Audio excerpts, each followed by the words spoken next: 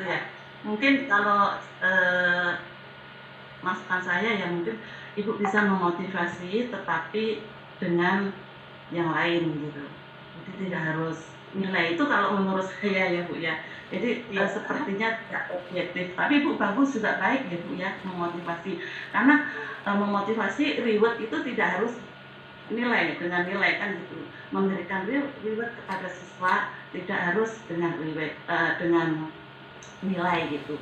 Kalau nilai mungkin karena sudah ada itunya ya, kalau asesmen penilaiannya itu sudah ada jalurnya ya, yang seperti saya katakan tadi. Ada penilaian harian, ada penilaian PAT ya.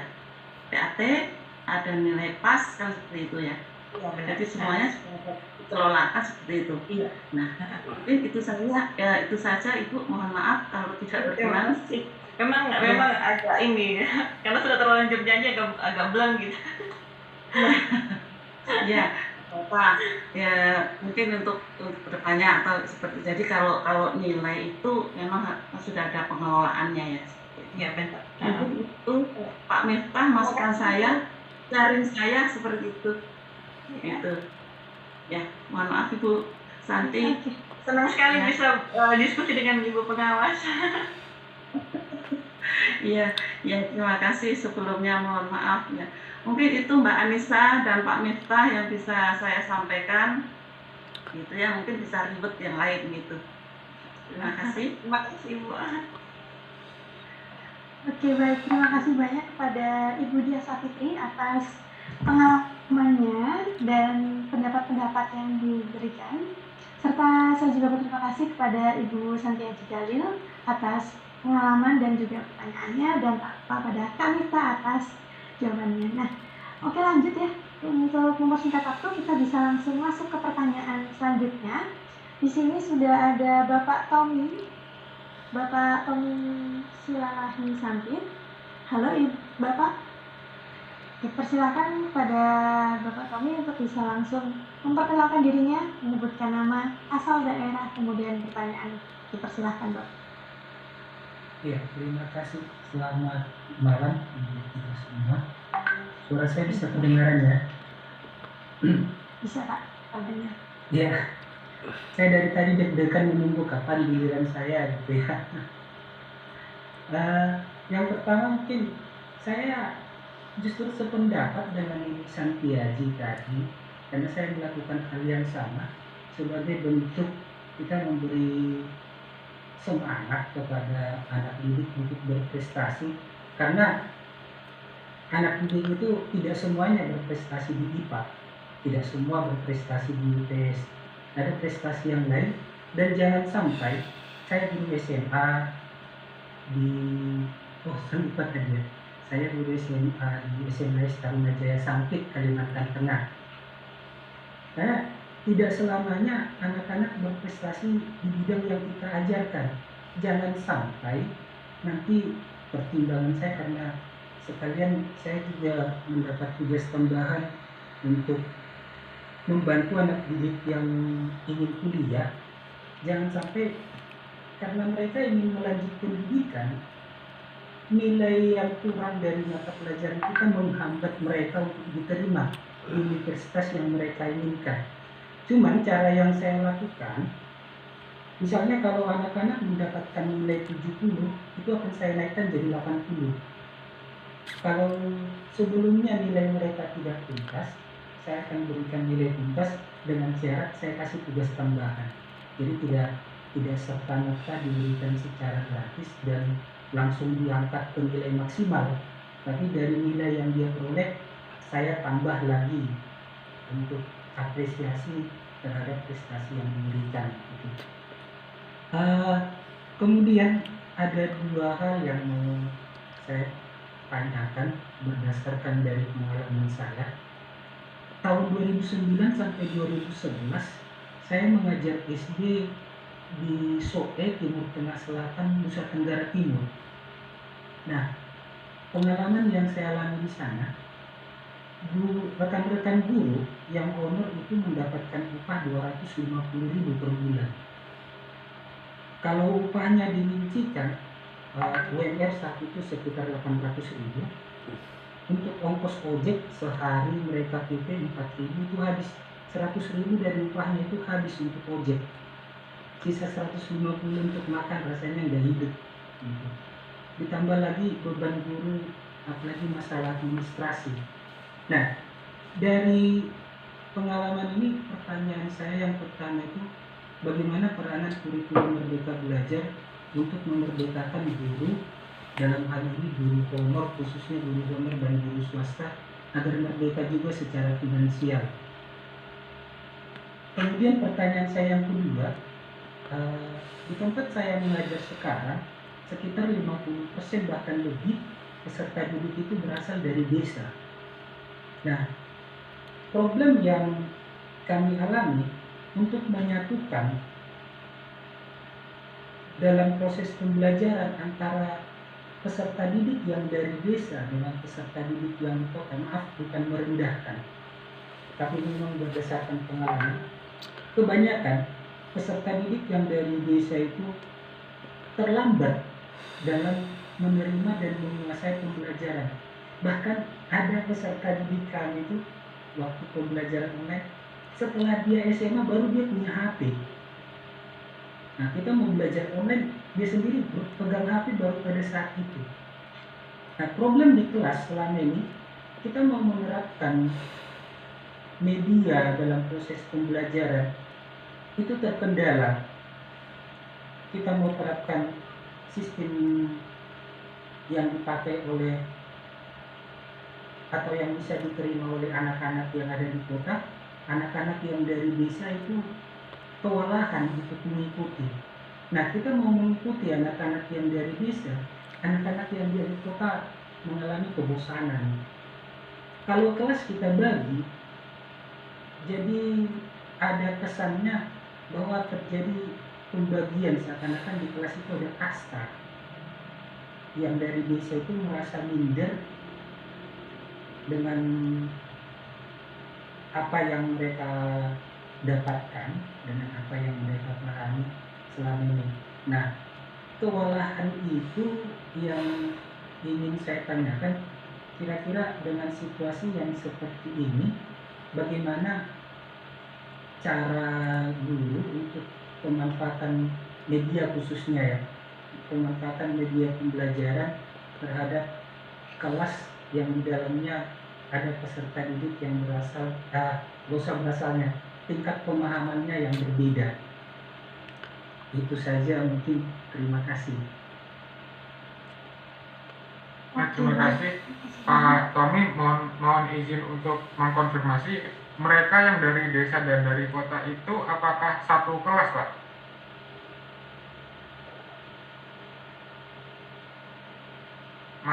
Masih mute Pak Tommy, mohon maaf. Oh iya. Iya, satu kelas Pak. Oh iya.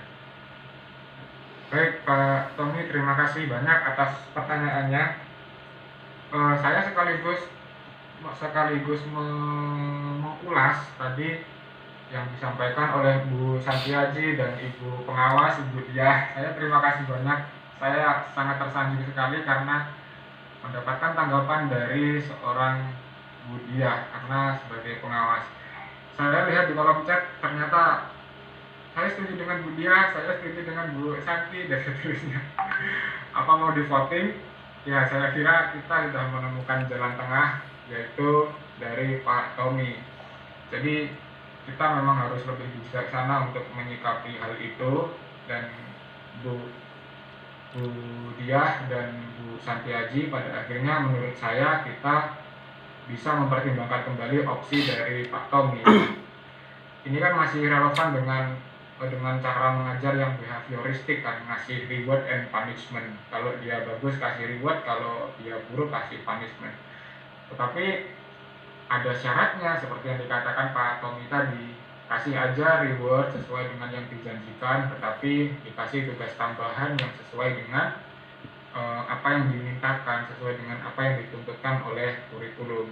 Makanya tadi Ibu Pengawas, Ibu Diah mengatakan kalau kayak gitu dia prestasinya di olahraga tapi nilainya yang tinggi di IPA, itu gimana? Jadi penilaiannya tidak sesuai jalur gitu. Nah, itu yang perlu dikritik. Oleh karena itu kita perlu mempertimbangkan pengalaman Pak Tommy tadi. Nah, eh, mengenai pertanyaan pertama, saya terus terang tidak punya kompetensi untuk menjawab hal itu, karena kurikulum itu kan memerdekakan dalam hal mata pelajaran dan praktik pendidikan. Jadi dalam praktiknya, kalau dalam manajemen sumber daya guru misalkan, apakah mereka bisa merdeka juga secara finansial? Saya kira itu nanti yang berwenang untuk menjawab dan memberikan kebijakan secara lebih serius di tahun 2024 adalah pihak kementerian. Tetapi yang kedua yang saya soroti, saya pernah ada pengalaman di sebuah sekolah di Bondowoso. Di sana memang kebetulan anak-anaknya juga ada yang sangat update teknologi, ada juga yang ketinggalan teknologi. Jadi dalam satu kelas itu memang bervariasi. Memang kesenjangannya sangat tinggi di sana. Nah, caranya gimana? Ternyata pemanfaatan bahan ajar dan media pembelajaran itu ya sama seperti biasa, seperti di kelas. Yang membedakan adalah guru ini menerapkan kunjungan rumah, Pak Tommy. Jadi dia yang mohon maaf dalam tanda kutip yang kaya, yang punya akses teknologi juga diajak untuk datang ke anak-anak yang tidak bisa menggunakan teknologi. Jadi pembelajaran jarak jauhnya di skip. Artinya pembelajaran jarak jauh yang seperti kita lalui 2 tahun kemarin itu di sana tidak menerapkan. Karena selain tidak bisa menggunakan teknologi, tidak punya juga untuk mengatasi hal-hal yang dialami Pak Tommy tadi. Oleh karena itu secara sosial mereka tidak merasa terpisah-pisah, tidak merasa terklasifikasi siapa yang kaya, siapa yang miskin, siapa yang pandai teknologi dan siapa yang tidak pandai teknologi. Saya kira jawaban dari saya begitu, Pak Tommy. Tapi kalau ada Bapak Ibu guru yang mau berbagi lagi, boleh sekali, silakan, karena tempat ini adalah tempat untuk berbagi di ruang Zoom ini. Terima kasih, Pak. Oke, baik. Oke, baik. Terima kasih banyak kepada Kak Miftah atas pemaparan jawabannya, serta Bapak Tommy atas pertanyaan dan sharing juga pengalamannya. Nah, di sini sudah ada yang mau sharing nih, Kak. Di kolom chat sudah ada Ibu Esti Nirwasari. Mungkin kita bisa persilahkan Ibu Esti ya untuk bisa on mic, kemudian memperkenalkan diri dan asal daerah. Baik, terima kasih. Assalamualaikum warahmatullahi wabarakatuh. Saya Ibu Esti dari Lombok Timur. Mau sedikit sharing ini bagaimana cara untuk yang dalam kelas yang berbeda. Kebetulan saya sudah mulai menerapkan pada kelas itu menggunakan RPP berdiferensiasi. Nah, di sana pada RPP berdiferensiasi itu pada kegiatan intinya kita menggunakan diferensiasi proses, di mana setiap anak yang memiliki kemampuan yang berbeda, proses pengajarannya itu atau media yang kita gunakan itu berbeda, sehingga nanti diferensi produknya juga berbeda antara anak yang satu dengan anak yang lain. Dijadikan dalam satu RPP, namanya RPP berdiferensiasi. Mungkin Bapak bisa Google RPP berdiferensiasi, banyak sekali contohnya. Bapak bisa anut, kemudian dilihat bagaimana contoh-contoh diferensi prosesnya. Di sana lengkap sekali. Saya juga sering pakai Google untuk mencari contoh-contoh RPP yang berdiferensiasi. Kebetulan ini juga sudah mulai dicanangkan dalam guru penggerak, sehingga saya kebetulan ikut dalam guru penggerak. Jadi pada kelas itu digunakan RPP berdiferensiasi yang menganut KSE. Di sana juga ada sosial emosional anak, sebelum pembelajaran dimulai kita juga harus memperhatikan sosial emosional anak sehingga mudah untuk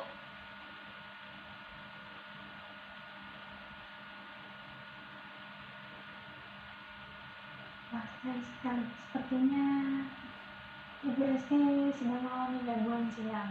Mungkin kita bisa tunggu sebentar ya. Mungkin sembari menunggu, apakah ada tanggapan mungkin dari Bapak Tommy?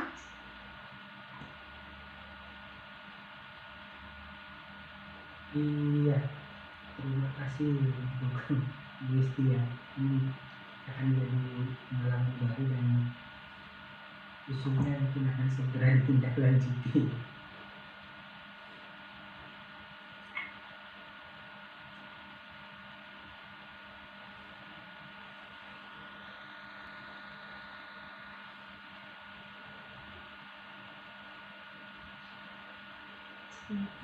Kita tunggu. Dari diklat kita sudah menunjukkan pukul 9:30 malam. Saya sangat mengapresiasi sekali pada Bapak dan Ibu serta teman-teman semuanya sudah aktif sekali untuk mengikuti acara diklat pada malam hari ini. Terima kasih banyak kepada Bapak Ibu dan teman-teman semuanya. Nah, saya juga mengucapkan terima kasih banyak pada Kak Nifta atas pemaparan materi serta jawaban-jawaban yang telah diberikan, dan juga saya sangat mengapresiasi serta mengucapkan terima kasih banyak sekali lagi kepada Bapak Ibu dan teman-teman semua atas partisipasi aktif dan antusiasme dari Bapak Ibu dan teman-teman semuanya. Nah, kami juga memohon maaf atas keterbatasan waktu yang ada sehingga tidak memungkinkan untuk kami bisa menjawab semua pertanyaan dari Bapak, Ibu, dan teman-teman semua. Tapi jangan khawatir ya, karena kedepannya kita juga akan mengadakan pelatihan dan diklat-diklat lainnya. Jadi stay tune terus bersama kita di akun Instagram @diklat.online.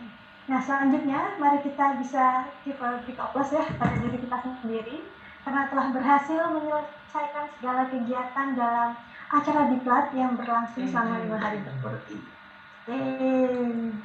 Serta mari kita apresiasi pula kepada para pemateri kita yang telah sangat luar biasa hari ini dalam membagikan ilmu dan pengalamannya dengan memberikan reactions atau mengucapkan terima kasih melalui kolom komentar.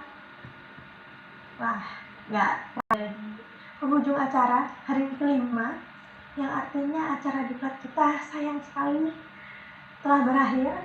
Semoga materi-materi yang disampaikan oleh para narasumber kita selama 5 hari ini dapat bermanfaat bagi Bapak, Ibu, serta teman-teman semuanya. Saya juga ingin mengapresiasi sekali lagi kepada Bapak Ibu atas kesediaannya dalam meluangkan waktu untuk dapat senantiasa bergabung dan aktif bersama kami bahkan hingga tengah malam ya. Mungkin bagi beberapa peserta yang berada di zona waktu Indonesia Tengah. Terima kasih banyak sekali. Serta saya juga mengucapkan terima kasih sebesar-besarnya atas segala materi-materi yang sudah disampaikan oleh para pemateri kita selama 5 hari berturut-turut ini, yaitu kepada Bapak Taufik Mulyadin, Bapak Henry Praherdiono, serta Kak Miftahudin. Untuk itu, mari kita apresiasi sekali lagi pada pemateri-pemateri kita yang sudah luar biasa bergabung bersama kita selama 5 hari ini dengan memberikan reactions atau menuliskannya melalui kolom komentar baik di Zoom maupun YouTube. Nah, selanjutnya saya akan membacakan terkait beberapa pengumuman mengenai sertifikat ya. Mungkin bagi panitia boleh dibantu untuk melakukan share screen. Nah, di sini sudah ada jadwal pasca diklat. Untuk pengiriman tugas ya, paling akhir ini dilaksanakan pada tanggal 1 Juli 2022 pukul 23.59 waktu Indonesia. Kemudian pengumuman kelulusan yakni pada tanggal 2 Juli 2022 melalui grup WhatsApp dan juga Telegram. Oleh karena itu, Bapak, Ibu, dan teman-teman semuanya untuk tetap bertahan ya, untuk tidak keluar dulu di grup WhatsApp dan Telegram. Kemudian untuk pengajuan sertifikat bagi peserta lulus dilakukan pada tanggal 2 hingga 3 Juli 2022. Untuk pembagian sertifikat nih yang ditunggu-tunggu dilaksanakan pada tanggal 5 Juli 2022. Mungkin bisa di next slide, Kak.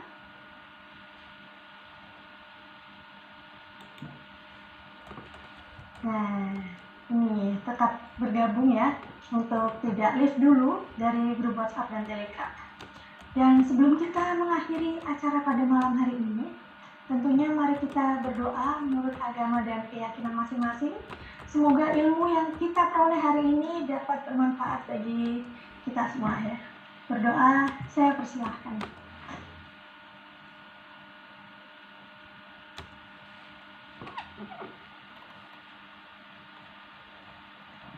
Berdoa selesai.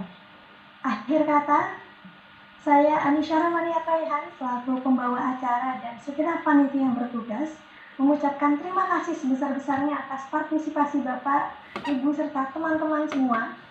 Serta kami mohon maaf atas segala kekurangan dan kesalahan yang terjadi. Pergi ke Bali naik Vespa, tidak lupa memborong kain. Jangan jumpa lagi dalam diklat selanjutnya bersama kami di Diklat Online. Terima kasih dan wassalamualaikum warahmatullahi wabarakatuh. Sampai jumpa kembali.